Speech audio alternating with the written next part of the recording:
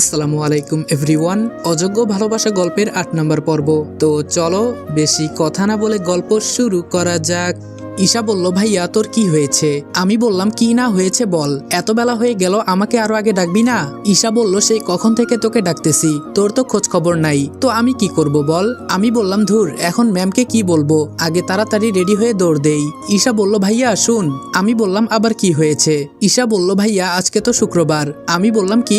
ঈশা বলল, এজন্য তো তোরে সকাল সকাল ডাকি নাই। আমি বললাম, আজকে যে শুক্রবার, আমাকে আগে বলবি না? আরো একটু ঘুমাইতাম, এখন যা মার কাজে সাহায্য কর। ঈশা বলল, আমার বইয়েই গেছে কাজ করতে। আমি বললাম, কাজ করবি না? যখন জামাই পিঠে 2টা দিবে তখন বুঝবি আমার কথার দাম। ঈশা বলল, আমি বিয়ে বসলে তো কাজ করব। আমি বললাম, ও মা, আমার পাগলি বোন বলে কি? আচ্ছা যা, মার কাজে সাহায্য করতে হবে না, তুই গিয়ে পড়। ঈশা বলল, আমি মারিয়াকে একটা কল দিলাম। মারিয়া বলল, কি রে, এত সকাল সকাল কল দিলি যে, কেউ কি মারা গেছে?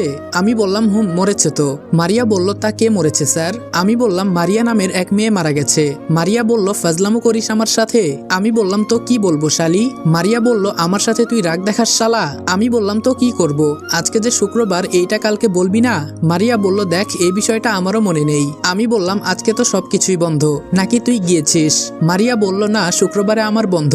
আমি বললাম, তাহলে তো আমারও বন্ধ, আমিও যাব না। মারিয়া বলল, তোর কথা আমি বলতে পারবো না। আমি বললাম, তোরে একবার সামনে পাই, পরে দেখিস কি করি, এখন ম্যামের নাম্বারটা দে, তোর সাথে কথা বলে কিচ্ছু হবে না। মারিয়া বলল, নম্বরটা তো দেওয়া যাবে না তোকে? আমি বললাম, বোন, তোর 2টা পায়ে পড়ি, এত কথা তোর সাথে আমি বলতে পারবো না, আগে তুই ফোন নাম্বারটা দে। মারিয়া বলল, দিতেছি, আর সাবধান, এটা কিন্তু ম্যামের পার্সোনাল নাম্বার, তুই আবার কাউকে দিস না। আমি বললাম, মেয়েদের মাথায় যে এত বুদ্ধি থাকতে পারে তা তো আমি আগে জানতাম না। মারিয়া বলল, তোর কি মনে হয় আমার মাথায় কিছুই নেই? আমি বললাম, তুই কিভাবে জানোস? মারিয়া বলল, আমার কিন্তু এখন অনেক রাগ উঠতেছে। আমি বললাম, ভালো তো, রাগ উঠলে গিলে ফেল, তাহলে রাগ কমে যাবে। মারিয়া বলল, কুকুরের লেজ কখনো সোজা হতে দেখেছিস? আমি বললাম, এটা ঠিকই বলেছিস, তোর লেজ কখনো সোজা হবে না। মারিয়ার ওখান থেকে কি জানি একটা শব্দ হলো, মনে হলো যেন দাঁত কিরমির করছে রাগে। আমি বললাম, কি রে মারিয়া, তুই কি পেটের খিদায় দাঁত ভেঙে খেয়ে ফেলছিস? মারিয়া বলল, তুই কালকে অফিসে যাস, দেখিস তোরে আমি কি করি। এই বলে মারিয়া আর কোনো কথা বলে নাই, ফোনটা সরাসরি কেটে দিল। একটু পর মারিয়া মেসেজ করে ম্যামের ফোন নাম্বারটা দিয়ে দিল। ম্যাডামের নাম্বারটা তুলে প্রথমে একটা কল দিলাম, কিন্তু ধরলো না। বুঝলাম রং নাম্বার দেখে ধরে নাই, তাই একটা মেসেজ করে বললাম, ম্যাম আমি রনি। পরে কল দিতেই কলটা ধরলো। আমি বললাম, আসসালামু আলাইকুম ম্যাম। তিশা ম্যাম বলল, ওয়ালাইকুম আসসালাম। আমি বললাম, ভালো আছেন ম্যাম? তিশা ম্যাম বলল, ভালো, তুমি কেমন আছো? আমি বললাম, জি আলহামদুলিল্লাহ ভালো ম্যাম। ম্যাডাম আজকে তো শুক্রবার, আমার কি আসা লাগবে? তিশা ম্যাম বলল, না, তবে কালকে সকাল সকাল এসে পড়বা। আমি বললাম, আচ্ছা ম্যাম, তবে একটা কথা, আপনাদের বাসার ভেতরেই আপনার শত্রু আছে, তাই বলছি ম্যাম আপনি বাসা থেকে বের হবেন না, কালকে এসে আমি সব সমাধান করব। তিশা ম্যাম বলল, এইটা তোমাকে বলতে হবে না। আমি বললাম, আচ্ছা ম্যাম, তাহলে ভালো থাকবেন, এইটার জন্যই ফোন করেছিলাম। এই বলে ফোনটা রেখে দিলাম। ঈশা বলল, কি রে ভাইয়া, তুই এখনো বসে আছিস? আমি বললাম, তো কি করব বল? ঈশা বলল, যা ফ্রেশ হয়ে আয়, আম্মু নাস্তা নিয়ে বসে আছে। আমি বললাম, তুই যা, আমি আসতেছি। ঈশা বলল, তাড়াতাড়ি করবি কিন্তু। আমি বাথরুমে ঢুকে ফ্রেশ হয়ে টেবিলে বসে পড়লাম। আম্মু বলল, তা বাবা আজকে কি অফিস আছে? আমি বললাম, না আম্মু, আজকে তো শুক্রবার, তাই আজকে ছুটি। আম্মু বলল, রনি আমি বলছিলাম কি? আমি বললাম, আম্মু বলো। আম্মু বলল, অনেকদিন তো হয়ে গেল গ্রামের বাড়িতে যাওয়া হয় না। আমি বললাম, তোমার মনে হয় আমাদের বাড়ি আর আমাদের আছে? ঈশা বলল, তাহলে কে নিবে ভাইয়া? আমি বললাম, গিয়ে দেখ, মেম্বার আমাদের বাড়ি দখল করে আছে, গ্রামের বাড়িতে অবশ্যই যাব, তবে সবকিছুর সমাধান করে। আম্মু বলল, তুই যেটা ভালো মনে করিস সেটাই কর। এমন সময় মিতু এসে বলল, কেমন আছেন সবাই? আম্মু বলল, আরে মিতু আর ফারজানা যে, এখানে এসে বসো, আমাদের সাথে নাস্তা করো। ফারজানা বলল, না আন্টি, আমরা এইমাত্র নাস্তা করে আসছি। আম্মু বলল, তো কি হয়েছে, আমাদের সাথেও বসো। মিতু বলল, আন্টি পেট ভরাতো। ঈশা বলল, ভালোভাবে বলছি বসে পড়, না হলে এমন মায়ের দিমু জন্মের ঠিক হয়ে যাবি। মিতু বলল, দেখেছেন আন্টি, আপনার মেয়ে আমাকে কি বলে? ফারজানা বলল, ঠিকই বলেছে, তুই দাঁড়িয়ে দাঁড়িয়ে দেখ। আন্টি আমাকে দেন, আমি খাবো। ঈশা বলল, এখন কি করবি? আমি বললাম, বড়লোক মানুষ আমাদের মতো গরিবের সাথে খাবে না রে বোন, বাদ দে। মিতু বলল, আন্টি আমি কিন্তু এখন কান্না করে দিব। আম্মু বলল, কাউকেই কিছু করতে হবে না, মিতু মা তুমি বসো। মিতু আমার পাশে একটা চেয়ার টেনে বসে পড়লো। আমি বললাম, কি মিতু, দুনিয়াতে এত জায়গা থাকতে আমার পাশে বসছো কেন? মিতু বলল, বসছি তো বেশ করেছি, আর একটা কথা বললে কোলের উপর বসে পড়বো। ঈশা বলল পাগলি খেপে গেছে, আর কিছু বলিস না, না হলে তোরে আস্ত চিবিয়ে খেয়ে ফেলবে। ফারজানা বলল ভাইয়া আমার বোনকে নিয়ে একদম হাসবেন না, নইলে কিন্তু আমি আপনাকে ছাড়বো না। আমি বললাম পিচি মেয়ে বলে কি আবার। ফারজানা বলল উঠবো এখান থেকে। ঈশা একটু হেসে বলল তুই দেখি ভাইয়াকেও ভয় দেখাস, বড় বোনের থেকে তুই তো কম না। আম্মু বলল এই তোরা চুপ করে নাস্তা করতো। মিতু বলল স্যার আপনি কিন্তু আজকে আমাদের ঘুরতে নিয়ে যাবেন, মনে আছে তো? আমি বললাম না গেলে হয় না। ফারজানা বলল বললেই হলো না গেলে হয় না, আপনাকে আজকে বেঁধে হলেও তো নিয়ে যাব ঘুরতে।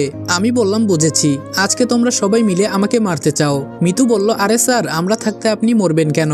আমি বললাম আচ্ছা বিকালে যাব, এখন না। ফারজানা বলল বিকালেই ভালো হবে। আমি রুমে এসে বসে বসে ফেসবুকে ঘুরছি। হঠাৎ দেখি ফাহিমের ফোন। ফাহিম বল কি বলবি? ফাহিম বলল আমি আজকে বিকালে গ্রামের বাড়ি চলে যাব। আমি বললাম বেড়াতে নাকি? ফাহিম বলল অনেকদিন হলো গ্রামের বাড়িতে যাই না। আমি বললাম তো তোর গার্লফ্রেন্ডকে পটাবি না? ফাহিম বলল আগে বাড়ি থেকে বেরিয়ে আসি, পরে এসব চিন্তা করব। আমি বললাম ভালো। ফাহিম বলল আমার কয়েক হাজার টাকা লাগতো। আমি বললাম আগে বলবি না? ফাহিম বলল আচ্ছা এখন দে, যে নাম্বারে কথা বলছি ওইটাতেই। আমি বললাম আচ্ছা দিতেছি। ফাহিম যে টাকাগুলো দিয়েছিল ওগুলো বের করি নাই। 5,000 টাকা ফাহিমের নম্বরে দিয়ে দিলাম। জুমার নামাজ পড়ে বিকালে একটু রুমে শুয়ে আছি। ফারজানা বলল ভাইয়া। আমি বললাম কি হয়েছে? ফারজানা বলল আপনি তো বলেছেন বিকালে ঘুরতে যাবেন। আমি বললাম বলেছি তো, তাই বলে এত আগে? ফারজানা বলল আমরা আজকে বেশি ঘুরবো এজন্য। আমি বললাম আর একটু পরে যাই। ফারজানা বলল আপু অলরেডি রেডি হয়ে গেছে। আমি বললাম যাও আমি আসতেছি। ফারজানা যাওয়ার পর আমিও রেডি হলাম। রুম থেকে বাইর হয়ে দেখি ঈশা দাঁড়িয়ে আছে। ঈশা বলল ভাইয়া আমাকে কেমন লাগছে?